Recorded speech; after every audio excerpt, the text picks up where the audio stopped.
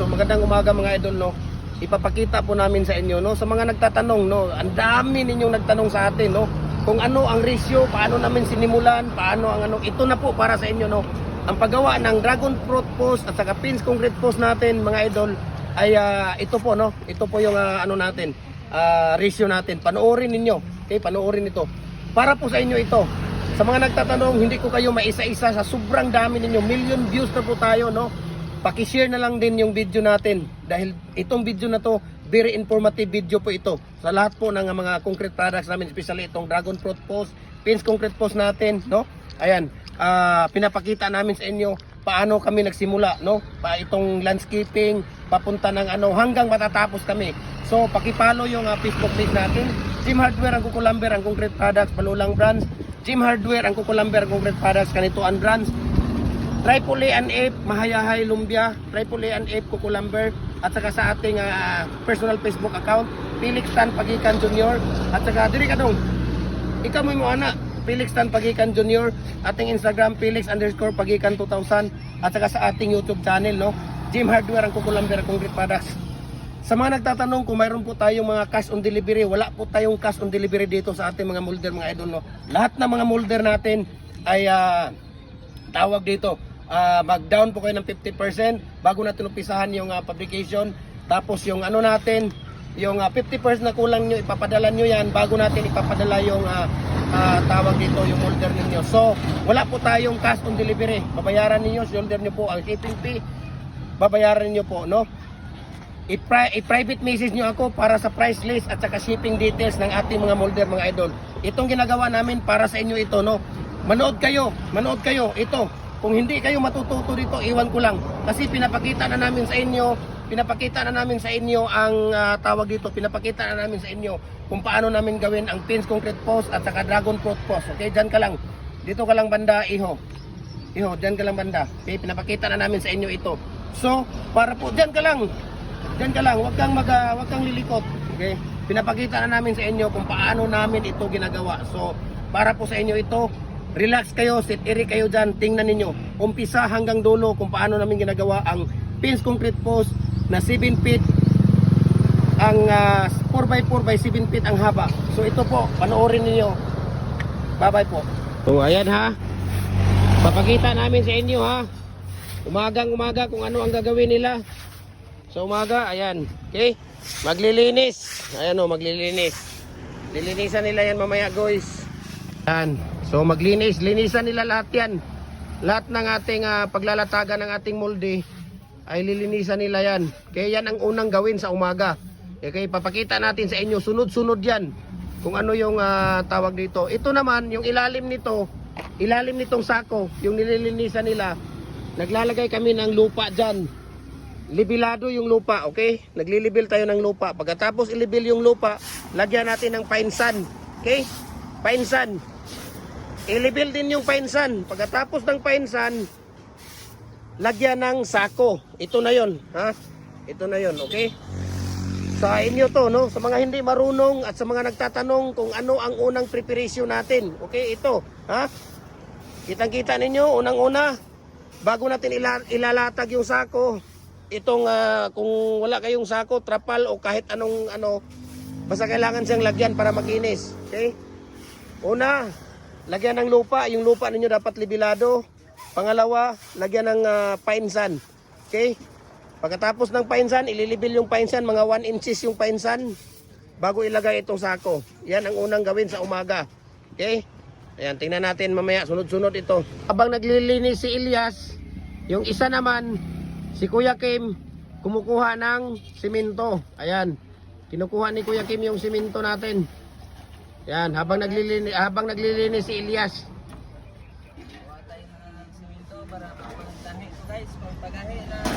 Yan. Nawa si Elias guys, nagkubra-kubra na guys, lami kay pagayahay guys, pare nga nagbunya ganin ni Elias guys, so kubra-kubra lang guys.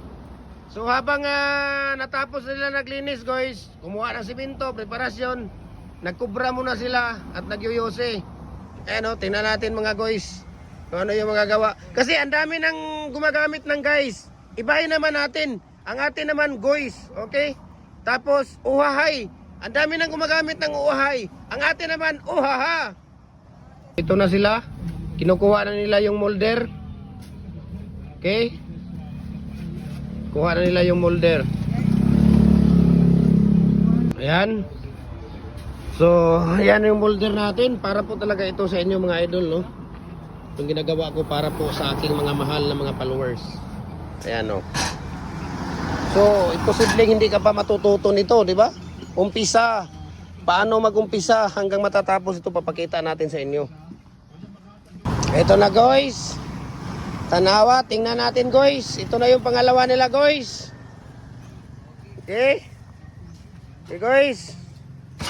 So, ito guys, tingnan natin guys. Maglalagay na sila dito guys ng use oil guys. Ayan. Okay, tingnan natin guys yung use oil na paano nila ilalagay guys ha. Okay. Nawa guys. Use oil yan guys. Okay, maglalagay na tayo ng use oil guys. Habang yung isa naman guys, maglalagay ng buhangin doon guys. So ito, sunod-sunod po ito guys. Posible naman guys kung hindi kayo matututo dito guys. Talagang napaka-laking question mark naman dito guys kung hindi pa kayo matututo dito. Okay? Guys, tingnan niyo guys. Ito na yung use oil guys. So itong use oil guys, ito guys ay mabibili nyo ito guys sa mga motor parts. Yung gumagawa ng mga paggawaan ng mga motor, yung mga nag-change oil ng mga sasakyan kasi itatapon na lang nila to guys. Pero dito sa amin guys, binibinta nila ito guys.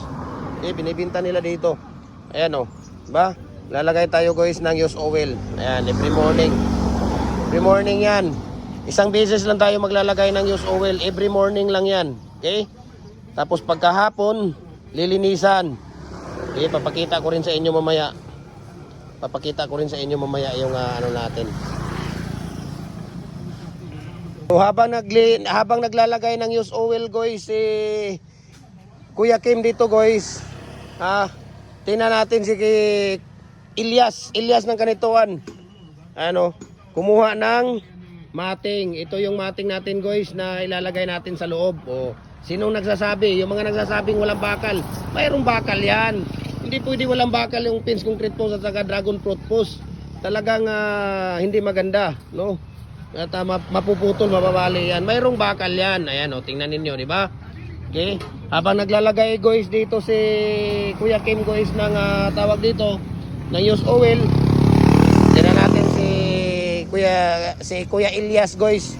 Ilyas ng Kanituan guys kung anong gagawin niya guys. Okay?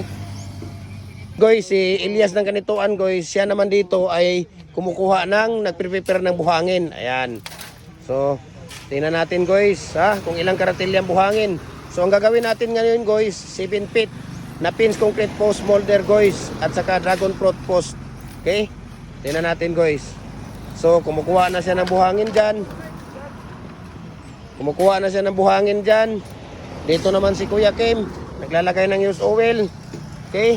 So maglalagay ng buhangin. Tingnan natin mamaya kung gaano karami ang isang karatilya guys. So nasukat na natin dati to. Ang isang karatilya, 2 sako na cement, 2 sako at kalahati na cement ang isang karatilya guys. Okay? Posible kung hindi kayo matututo dito, nako, napaka talagang iwan ko lang. So kung nagustuhan naman ninyo guys yung video natin, pakikalat naman, no? Paki-share, comment and like. Masaya na ako doon. Isang share lang, isang comment, isang reaction. Masaya na ako doon. Talagang marami na tayong mga kababayan na matutulungan yan. Diba? Itong ginagawa ko para sa inyo, napakainit to. Tingnan ninyo kung gaano kahirap mag-content dito mga idol, diba? Para talaga po sa inyo ito. Okay? So ayan, yung isang karatilya natin na buhangin. Tingnan natin guys. Okay? Tingnan natin si Kuya Jopri. At dito niya yan ilalagay sa ating butas. Ayan. So unang karatilya yan guys. Okay? Unang karatilya yan. Yung dito. Ito naman si Kuya Kim dito. Malapit nang matapos si Kuya Kim dito magpapahid, no? Magpapahid ng tawag dito use oil. Ano? Yo guys. Ito yung gagawin, no? Ito yung gagawin natin. So ipapakita ko to hanggang makabuo sila, hanggang magbunot.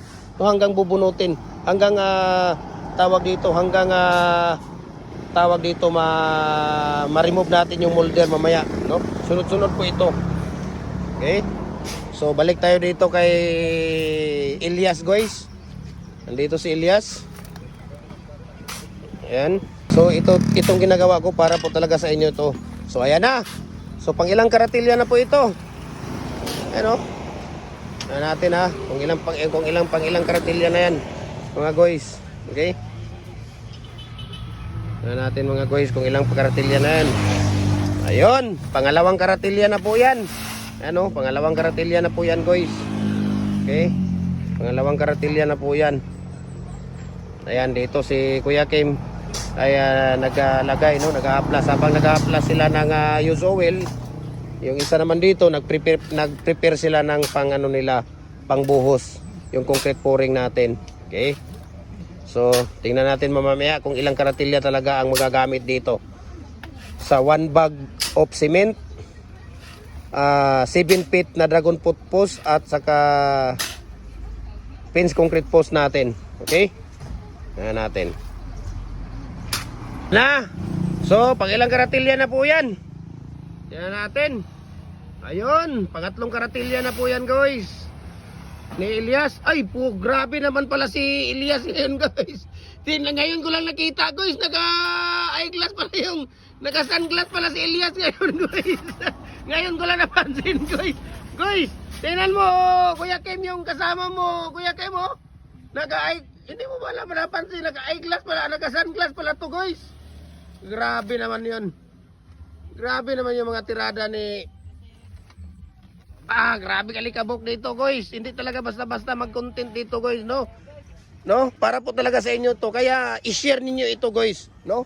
Talagang napaka-tawag dito. Talagang very informative po itong video natin. Talagang kung gusto ninyo, talagang napaka-informative. Very informative video po ito.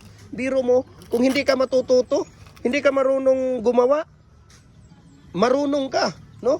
Dahil dito sa video namin, no, makikita mo umpisa, no? Simula paano ang preparation sa lupa hanggang sa paglagay ng molder, pagpapahid, paglalagay ng mating, hanggang matatapos, hanggang pagbubunot namin kung ilang minuto bago natin hilain yung ating tawag dito, iangat yung ating molder. Okay? Makikita ninyo yan. Sunod-sunod po ito. Papakita namin sa inyo yan. Si Kuya Kim doon, malapit na matatapos sa use oil niya. Ayan, so naglalagay na dito si Elias ng kanituan ng 1 bag of cement. Okay? Ayan o. Ayan, so lalatag na ni Elias guys yung ating cement buhangin. Okay? At ito ay hahaluin na po niya ito. Ayan. Hahaluin na po niya yan.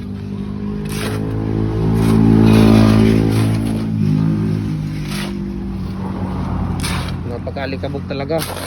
Ako talaga takot ako sa alikabok kasi mayroon akong chronic sinusitis. Kaya grabe. No? Grabe yung pag may mga sinusitis diyan. Alikabok talagang ang ulo mo hindi mo maintindihan. Masakit talaga, masakit, no?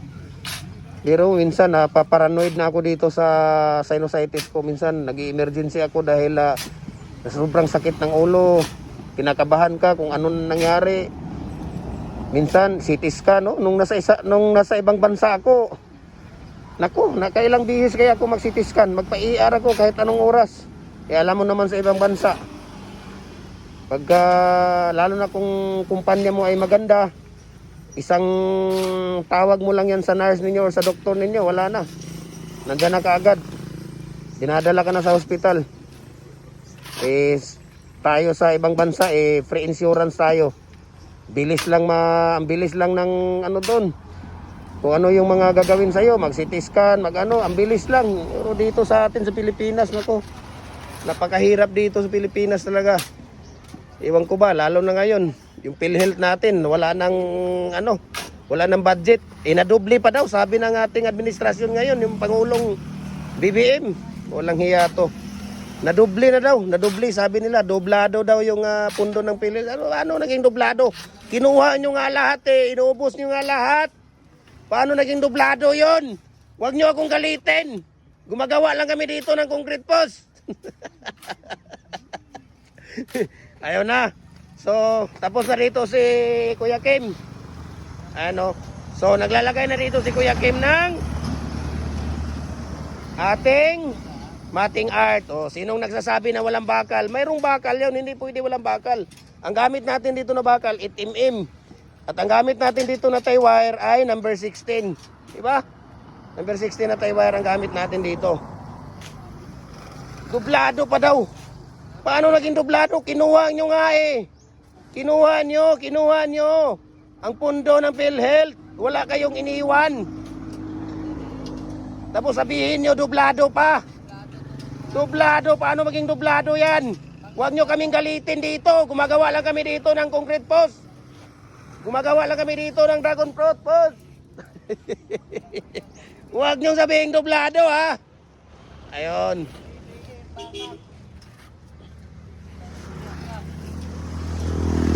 Yan, so naglalagay tayo dito ng ano ha. Naglalagay tayo dito ng mating art. Tingnan natin sa susunod-sunod. Ang susunod-sunod na gagawin namin mga idol, para po talaga sa inyo to mga mahal kong followers. Sana i-share ninyo yung video natin. Mag-comment kung saang lugar kayo para makita ko kung saan nakakarating yung video natin. Mag-react din kayo doon. Maraming salamat po sa inyo mga idol sa patuloy ninyong pagsuporta, pagsubaybay sa ating mga video. Sa mga mag-o-order po ng ating mga molders. Hindi po tayo nagbibigay ng cash on delivery. Okay, wala po tayong cash on delivery sa ating mga molders. Sa halip, 50% po ang ating down payment, 50% ipapadala ninyo yung balance bago natin ipapadala sa inyo kasama yung shipping fee. Okay? Maliwanag po 'yon ang mga sinasabi natin.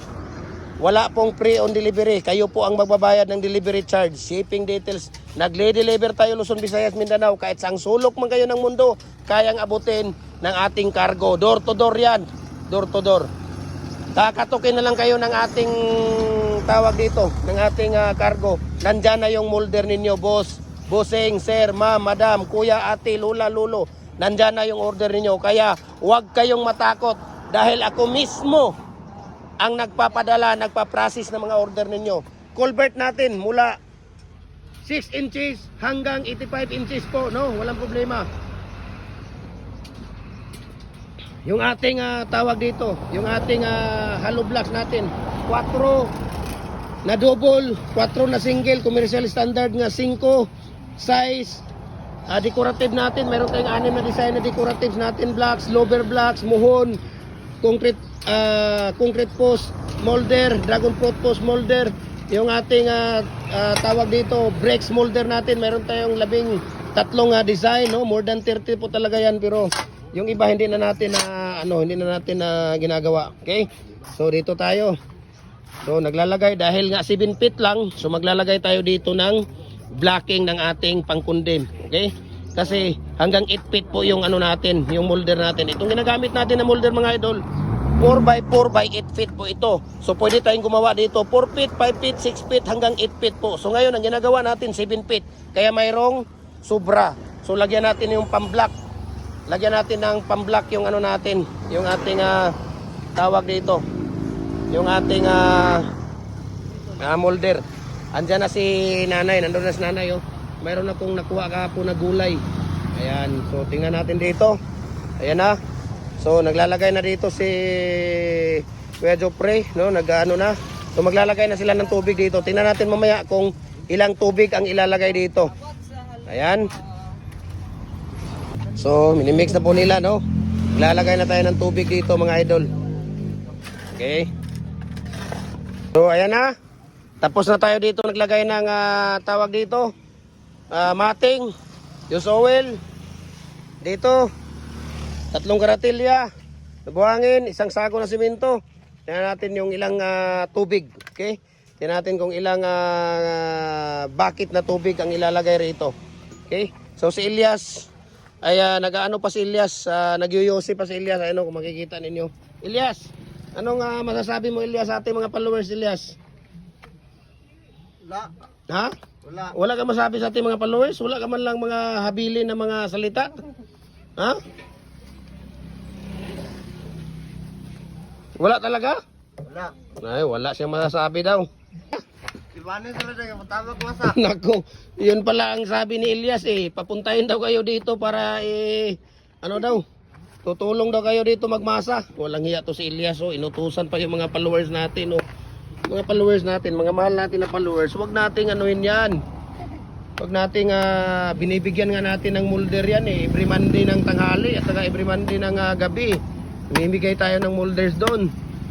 Oo nga, para po kayo makasali doon sa pamimigay ng molders natin, kailangan kayong mayroong top fan buds ng ating Gym Hardware, yung atong Facebook page. Okay? Dapat po kayo doon ay dapat kayo doon ay naka-share kayo, nakapag-follow kayo, nakapag-tawag dito, nakapag-comment kayo para kayo magkaroon ng top fan buds sa ating Facebook page. Okay? Ayan. Kuya Kim, so dalawang bucket, dalawang timba na ano niya, tubig ang dala niya dito. Ayan, unang timba.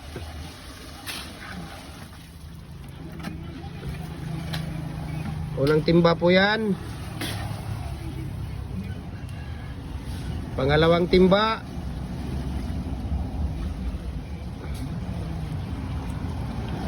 Pangalawang timba po yan. So, nandito na si Kuya Kim. Pangatlong timba na po ito. Pangatlong timba po yung dala niya.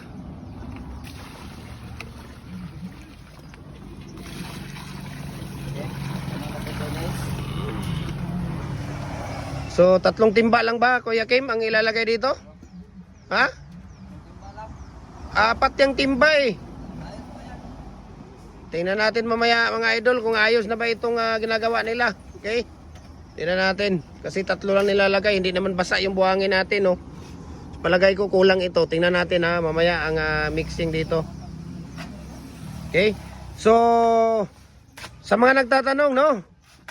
Kung saan natin makikita yung ating mga video, tips natin, ratio, mixing natin dito sa lahat ng mga concrete products natin. Ito po, follow po kayo sa ating Gym Hardware, ang Kukulamber, ang Concrete Products, Balulang Brands, yung Facebook page natin.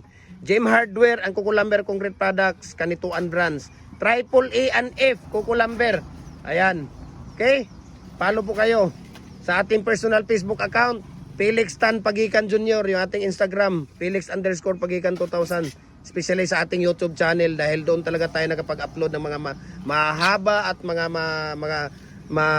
mga video. Okay?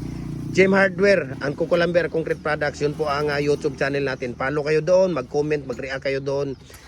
No, mag-share kayo ng mga live natin para at least yung mga kababayan natin na gustong mag-business ng mga concrete products at hindi matututo po sila dahil dito sa ating mga video na sinishare sa kanila. Okay?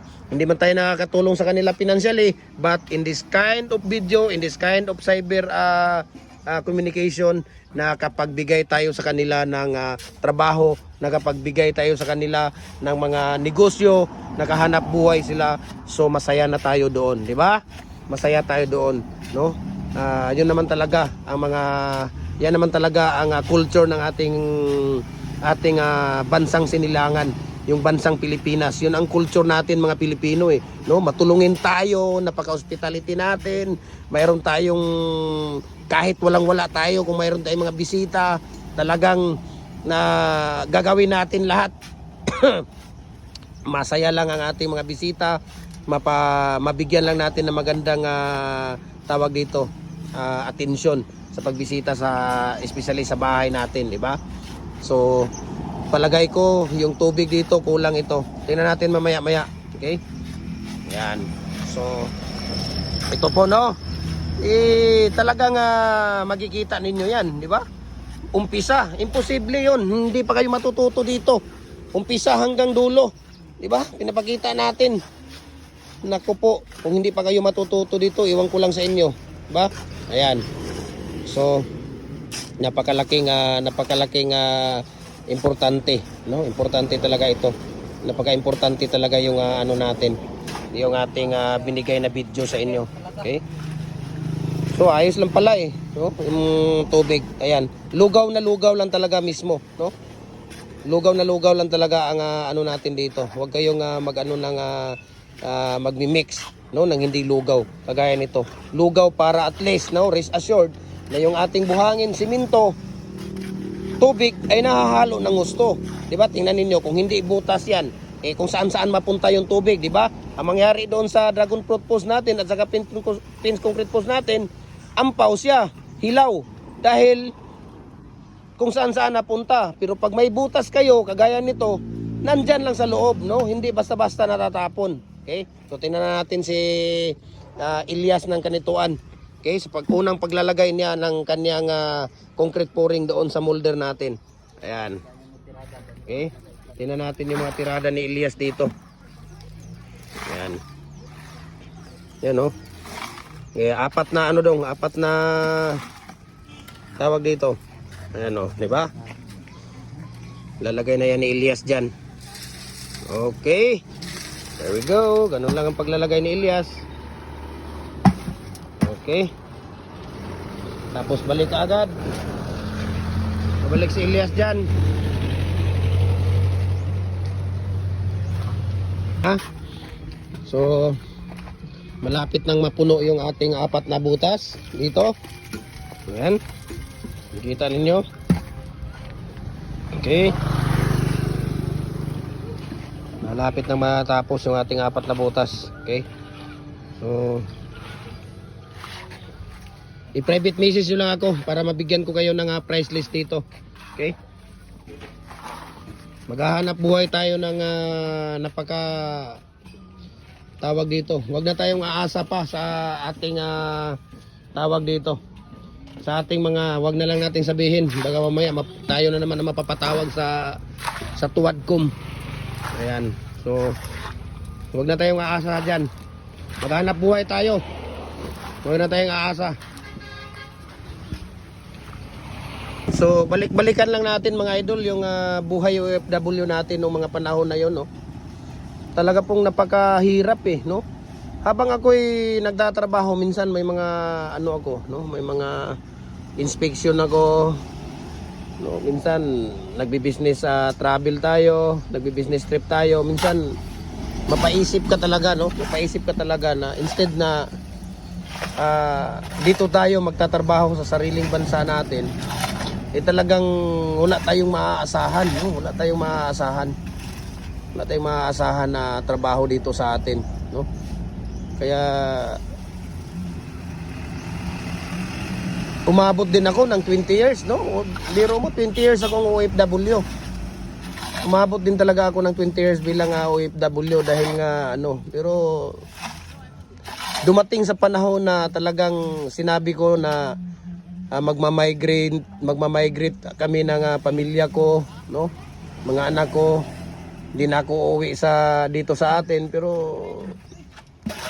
nasa puso't isip pa rin yung natin, na yung pamilya natin, no? Nandun nga yung asawa at mga anak natin, yung parents natin nandito, mga kapatid, kamag-anak mo, mga pinsan mo, lula't lolo, lahat ng mga kamag-anak mo nandito. Kaya napakahirap,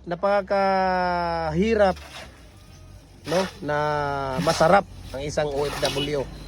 Mahirap dahil ulila ka sa mga pamilya mo. Masarap dahil hindi ka naman gutom.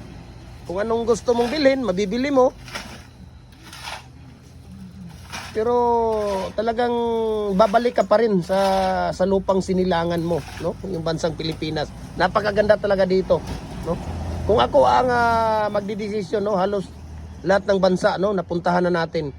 Pero kung ako ang tatanungin ninyo kung ano ang pinakamagandang bansa sa lahat, talaga ang Pilipinas. Napakaganda po talaga ang Pilipinas. Kung tayo po ay nagtatrabaho bilang OFW, ayun po yung ano natin doon, magtatrabaho tayo, mag-iipon tayo para pag-uwi natin dito sa Pilipinas, magbi-business ka, no? Hindi naman pwedeng habang buhay mo doon ka magpakamatay sa ibang bansa. Hindi po. Yung mga nagmamigrate dyan, nako, Ang dami kong mga kaibigan na mga nagmamigrate. Kayo ngayon, biro mo, hindi pa lang sila umabot ng 50 years old, bumalik na sa Pilipinas. Bumalik na, nandito na sa Pilipinas. Yung mga kabats ko, ang dami. Bumalik na sa Pilipinas dahil iba talaga ang Pilipinas. Iba. Iba talaga sa lahat ang Pilipinas. No? Maganda ang isang overseas Filipino workers. Maganda. Buwan-buwan. Lalo na pag ang kumpanya mo'y maganda, talagang magapag-ipon ka talaga, magapag-ipon ka. Lahat ng gusto mong bilhin, mabibili mo, no? Pero sa panahon nga magkasakit ka, nako, sariling sikap mo lang doon. Biro mo nung ako'y na-admit, ako'y mga Pilipinas, siyempre na nahiya ka doon, no? Pupunta ka ng CR, no? Pasensya po sa mga kumakain dyan, no? Dahil napakasilan po yung natin, yung ating tawag dito na video natin.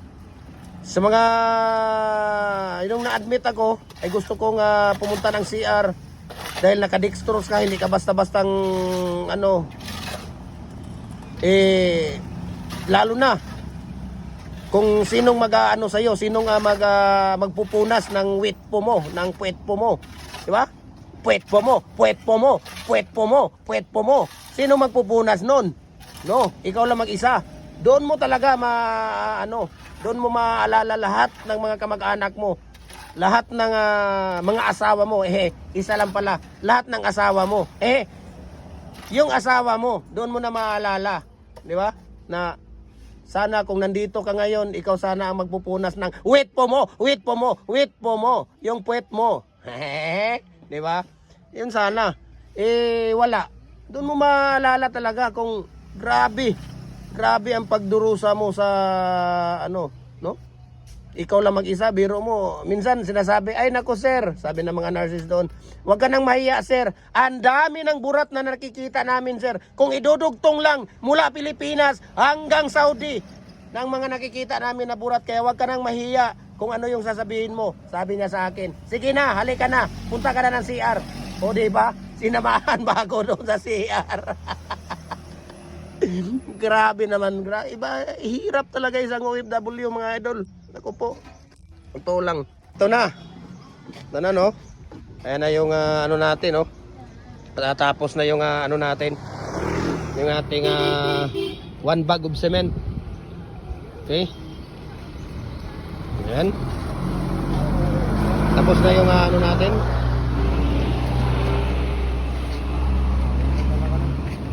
Ha?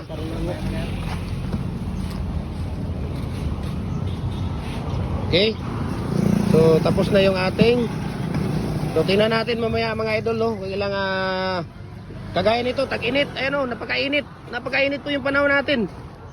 15 to 18 minutes lang yan. No? 15 to 18 minutes lang yan. Pwede na nating tanggalin yung molder natin. Ito, kita niyo yung idol. Tips ko sa inyo kung wala kayong orasan o wala kayong kahit ano. Ayun o, tingnan nyo, sa lahat sa ibabaw ng ating mga concrete pouring, may mga tubig-tubig yan. Ayun o, diba, may mga tubig-tubig. Lahat yan. Hintayin nating mawala yung mga tubig-tubig na yan. Ayun o, kung makikita niyo, kung mawawala na yung mga tubig-tubig na yan, lahat ng mga tubig dyan, mula dyan sa dulo, hanggang dito, pwede nating hilain, pwede na nating tanggalin yung molder. Pero, kung dito ang walang tubig, yung kagaya dyan, walang tubig dito, walang tubig. Pagdating dito sa dulo, mayroong tubig, huwag muna nating tanggalin. Kasi pag tinanggal natin ito na may tubig pa dito, huhupa ito. Ito huhupa, yan, huhupa yan dyan. Yan ay lulubog.